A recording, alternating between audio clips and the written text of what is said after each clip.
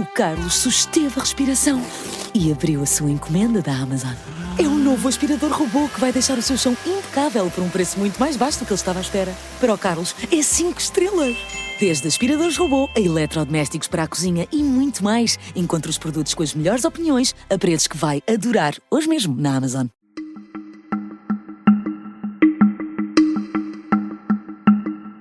Esta é a história do dia da Rádio Observador. No PS, não gostam de António José Seguro?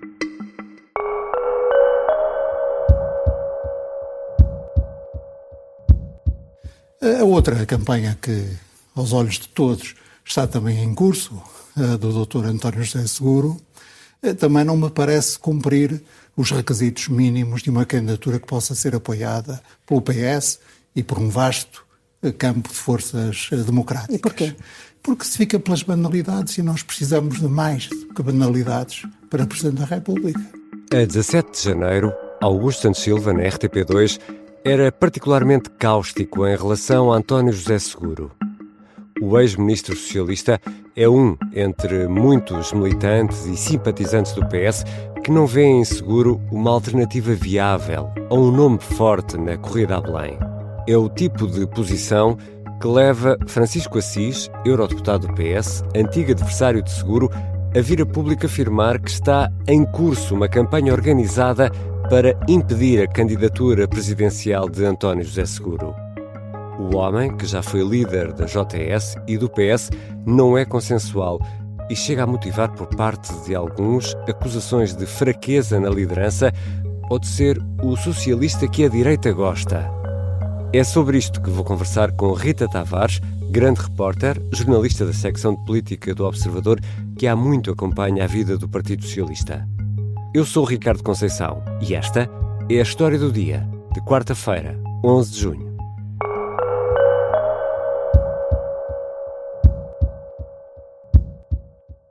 Bem-vinda, Rita.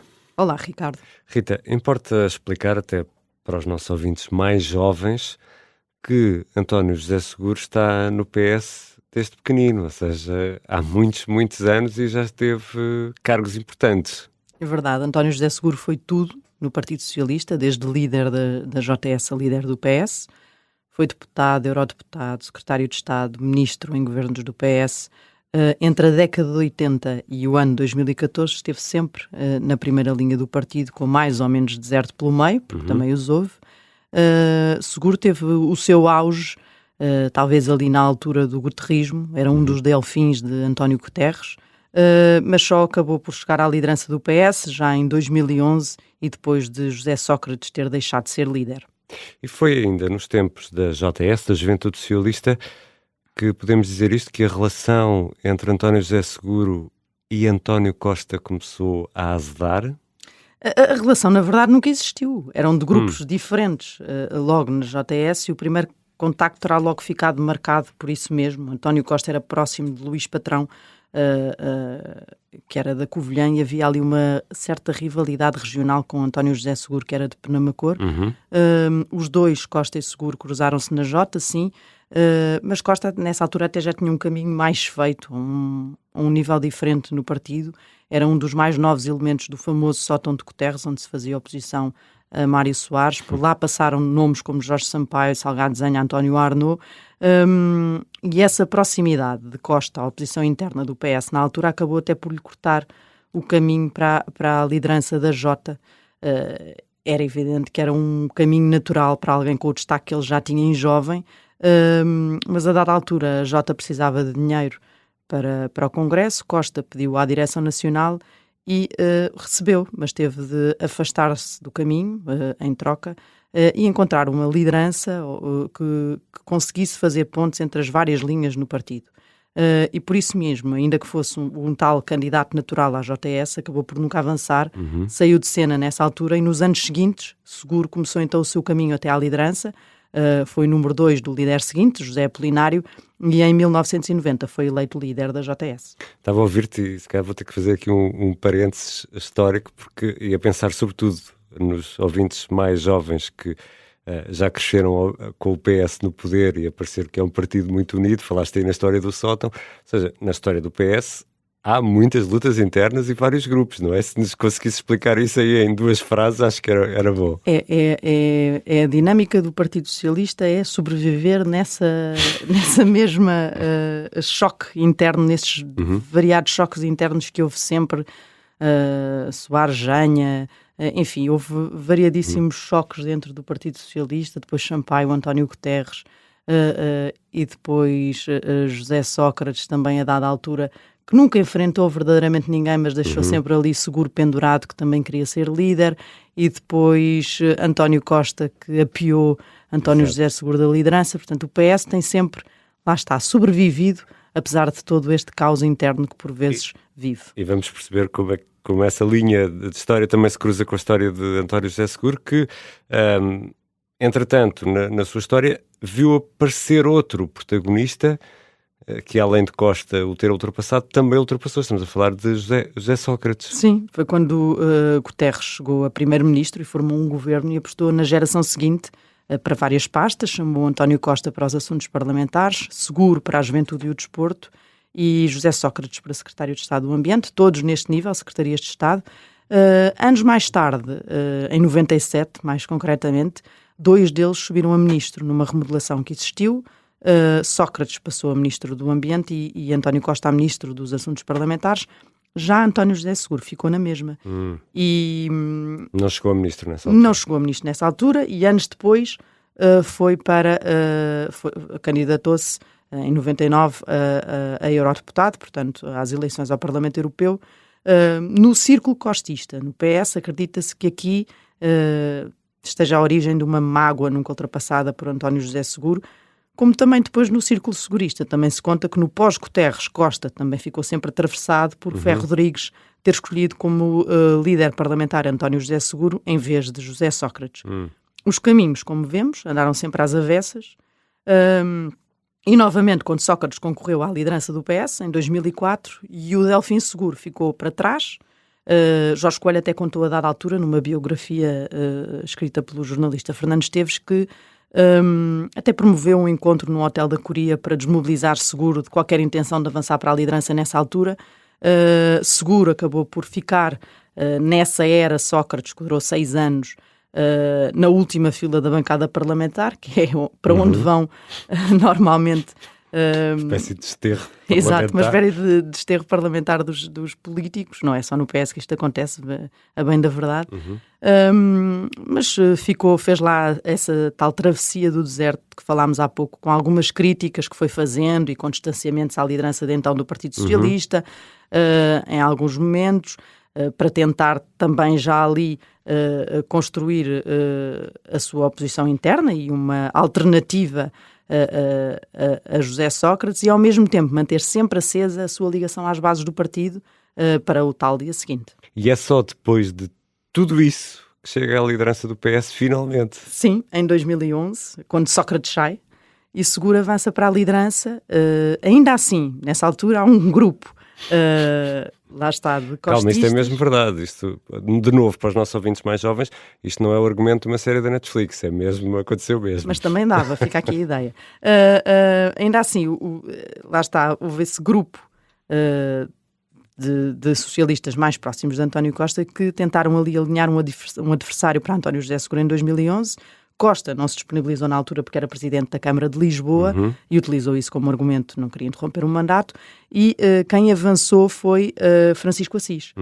Hoje é um apoiante Seguro, até na corrida para a presidência da República, mas na altura foi seu adversário.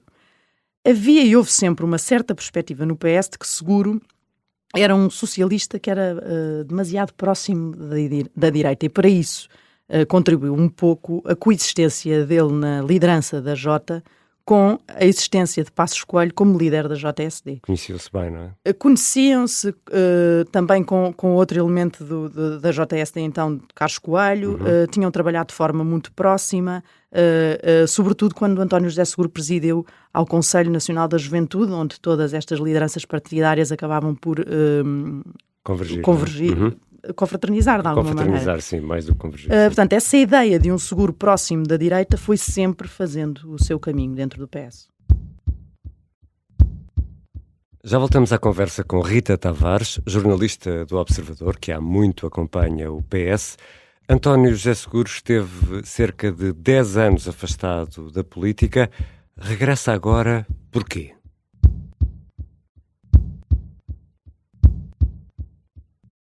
O Carlos susteve a respiração e abriu a sua encomenda da Amazon. É um novo aspirador robô que vai deixar o seu chão impecável por um preço muito mais baixo do que ele estava à espera. Para o Carlos, é 5 estrelas. Desde aspiradores robô a eletrodomésticos para a cozinha e muito mais. Encontre os produtos com as melhores opiniões a preços que vai adorar. Hoje mesmo na Amazon. Você conhece a Pinheiro e Valvou? A construtora? Sim, sim. Pessoal com dinheiro mesmo a sério.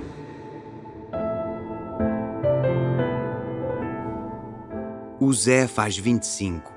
É um podcast de ficção para ouvir em 8 episódios. Uma coprodução com Coyote Vadio e Observador. Eu sei, eu já apertei com o gajo, já lhe dei 2 bofas, eu já o fui. Pedro, deixa-me falar até ao fim.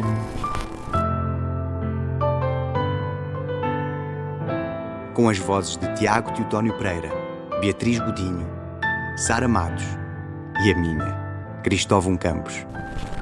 Episódio 4. Sociedade Anónima. Onde é que tu andas, Zé? Este podcast de ficção tem o apoio da Citroën. Estamos de regresso à conversa com a grande repórter, jornalista da secção de política do Observador, Rita Tavares.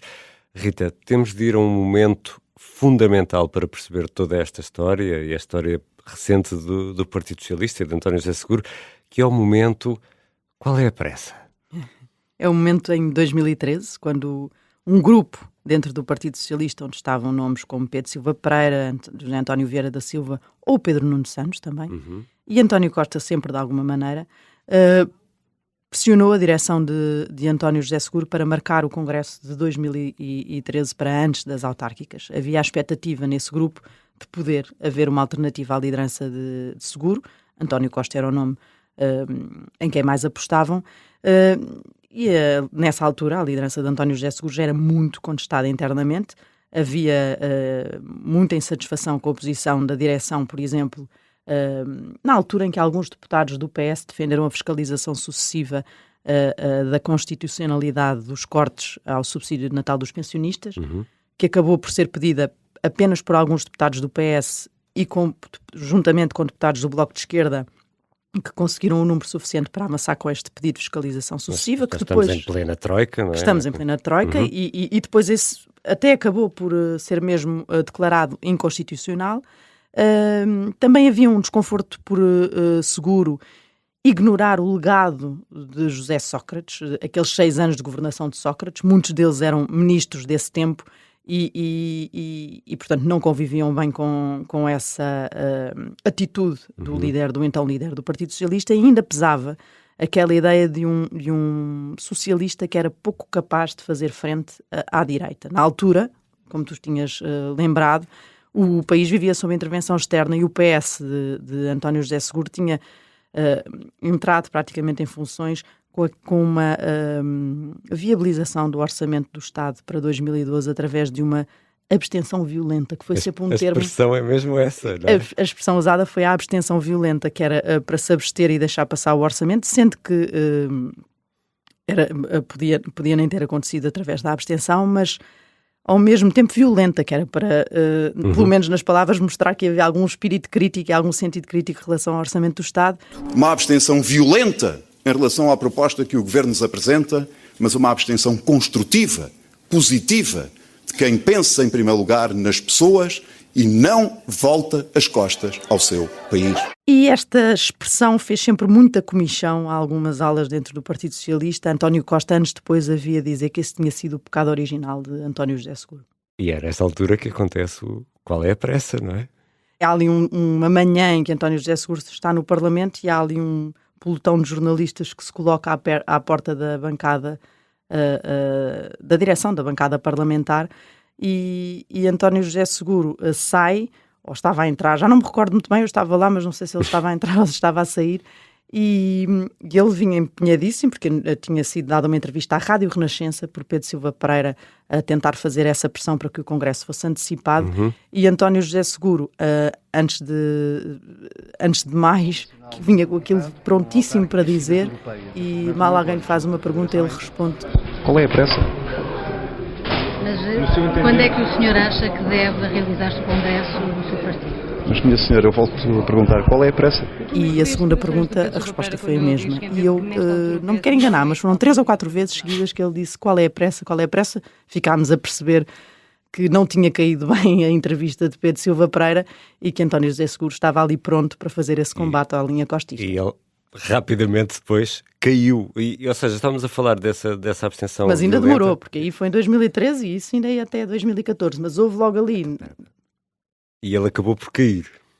Acabou por cair, mas foi só um ano depois, porque em 2013, ali logo a seguir, houve um ameaço sobre a sua liderança e António Costa esteve mesmo à beira de avançar, mas depois recuou à última hora. Exatamente. Houve ali uma paz interna que se conseguiu ali durante uns tempos, mas durou muito pouco tempo. Depois vem o resultado eleitoral que foi pouquinho e então António Costa Sim. avançou. Estamos aqui a resumir muito rapidamente a história do Partido Socialista porque António José Seguro acaba por ser visto como um líder fraco, é isso? Nunca se livra desta imagem? Sim, é difícil, vai sendo sempre alimentada por este grupo e depois sempre com todo este histórico às costas, mesmo que os protagonistas do início, como António Costa, já não estejam propriamente no centro do palco principal, a ideia foi sempre fazendo esse caminho e sobretudo alimentada também pelo tempo da liderança de António José Seguro, que depois lá está, foi cortada por António Costa na Grande Guerra Socialista de 2014. E pronto, e Seguro nestes últimos 10 anos desapareceu completamente. E regressa agora porque António Costa saiu de cena. Pedro Nuno Santos também não lhe facilitou muito a vida, mas agora acaba também por ser ele que lhe estende a passadeira vermelha. É irónico, não é? O elemento que naqueles tempos da liderança de Seguro encabeçava o grupo dos jovens turcos no Parlamento, que lhe fez a cabeça em água, acabou por colocá-lo como candidato a Belém, quando já era agora líder do Partido Socialista. Mas depois, até dias depois de ter dito isso, Pedro Nuno Santos vem dizer que se calhar tinha feito mal em falar em nomes. Portanto, já dar a ideia que estava arrependido pelo acender de uma guerra antiga. Se calhar nunca achou que ele avançasse. Mas pronto, eu acho que ele ficou ali meio atrapalhado porque de repente começou a ver a guerra antiga a surgir e na altura ainda mal ele sabia que ele mesmo estava prestes a ter problemas graves e acabou por se demitir da liderança do PS. A verdade é que foi Pedro Nuno Santos que acabou por lançar o nome de Seguro. Seguro agarrou-se logo a esse isco e pôs-se em campo. Mas a verdade é que também é que na direção de Pedro Nuno Santos, Seguro continuava a ser o mal amado e depressa se ouviram vozes do partido pouco animadas com esse avanço para a presidência da República e começaram a ser colocados imediatamente outros socialistas na corrida, como António Vitorino, por exemplo. Enfim, qualquer que fosse o nome, menos o de António José Seguro. Ou seja, por tudo o que já explicaste, podemos dizer que há ainda um anseio de uma fatia... Ou seja, por tudo o que já explicaste, podemos dizer que há ainda uma espécie de anseio de uma fatia substancial de militantes e simpatizantes do PS que ainda aguardam por uma alternativa a Seguro numa eventual candidatura presidencial à esquerda? Sim, há um ex-líder em campo, mas mesmo assim não lhes parece suficiente. Há socialistas muito audíveis nesse objetivo, como por exemplo Augusto Santos Silva ou Mariana Vieira da Silva, por exemplo, mas não são os únicos. Há outros, Eduardo Cabrita, Vitalino Canas e outros tantos que ainda não se expressaram publicamente. Não sei se algum dia o vão fazer ou não, mas há ali um frenesim interno com esta questão. Há muitos nomes a darem muito pouco por esta candidatura presidencial e a preferirem ver o PS apoiar outro nome que melhor representasse, na opinião deles, o centro-esquerda. É bom lembrar, nesta altura, que o PS está há 20 anos fora do Belém. Isso tem um peso grande e fez até com que Pedro Nuno Santos viesse dizer que desta vez tinha de existir um apoio claro do PS a um candidato concreto. Não aconteceu nas 2 últimas presidenciais e isso foi considerado um problema. Mas agora o líder já não é Pedro Nuno Santos, é José Luís Carneiro, quer dizer, ainda não é, mas vai ser, é candidato único à liderança, e já atirou este problema para um futuro bem lá para a frente, para depois das autárquicas, temendo que possa haver aqui mais uma divisão presidencial no PS que complique esse combate autárquico, com os socialistas a dividirem-se em plenas eleições entre Seguro e outro nome qualquer, seja Vitorino, Santos Silva ou mesmo alguém fora do PS, como António Sampaio da Nova. Rita, mas sabendo António José Seguro, conhecendo bem o PS e sabendo que não é uma figura consensual, porquê que avança? Provavelmente por acreditar que no atual cenário político o seu posicionamento até dentro do PS pode ser uma oportunidade. Claro que há também quem no PS diga que isto é um ajuste de contas com o costismo, mas será difícil de acreditar que Seguro se meteria numa corrida destas apenas e só por esse Uma vingança fator. 10 anos depois, não é? O regresso acontece, é certo, exatamente quando Costa sai de cena, mas Seguro também surge a tentar fazer um certo corte com os partidos tradicionais. É uma coisa que vai ser difícil, tendo em conta que o histórico que fizemos aqui mostra que Seguro é o exemplo clássico de um político tradicional. Obrigado, Rita. Obrigada, Ricardo. Rita Tavares é jornalista da secção de política e acompanha o PS há vários anos. É grande repórter do Observador. Ficam ainda 3 notas para esta quarta-feira. Está prevista a leitura da decisão instrutória do processo secundário da Operação Marquês. José Sócrates e Carlos Santos Silva ficam a saber se vão ou não a julgamento por branqueamento de capitais. Este é o outro processo que nada tem a ver com o chamado processo principal. O julgamento desse arranca a 3 de julho. E na Polónia, depois da vitória à tangente do candidato conservador nacionalista, o governo de Donald Tusk submete-se esta quarta-feira a uma moção de confiança. E neste 11 de junho assinala-se o Dia do Brincar. A iniciativa arrancou no ano passado, promovida pela ONU, e serve para nos lembrar que brincar é essencial, tanto para crianças como para adultos. Esta foi a história do dia. Os sons que ouvimos neste episódio foram registados pela RTP e pela SIC.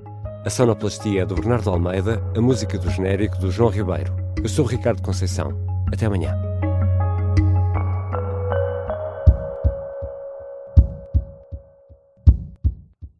O Carlos susteve a respiração e abriu a sua encomenda da Amazon. É um novo aspirador robô que vai deixar o seu chão impecável por um preço muito mais baixo do que ele estava à espera. Para o Carlos, é 5 estrelas. Desde aspiradores robô a eletrodomésticos para a cozinha e muito mais. Encontre os produtos com as melhores opiniões a preços que vai adorar hoje mesmo na Amazon.